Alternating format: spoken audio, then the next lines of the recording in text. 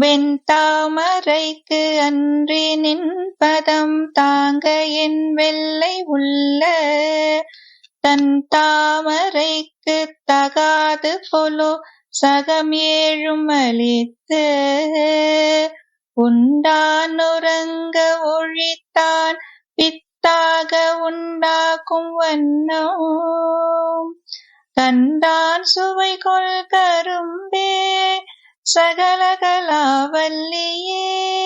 நவராத்திரி விரதம் இனிதே தொடங்கி துர்க்கை அம்மனையும் லக்ஷ்மி தேவியையும் சரஸ்வதி தேவியையும் நாம் வணங்கி தொழுது இந்த சரஸ்வதி தின நாளில் ஞானம் விளங்க வாழ்வோம். அனைவரும் சிரத்தையாக சரஸ்வதி தின விரதத்தை அனுஷ்டிப்போம்.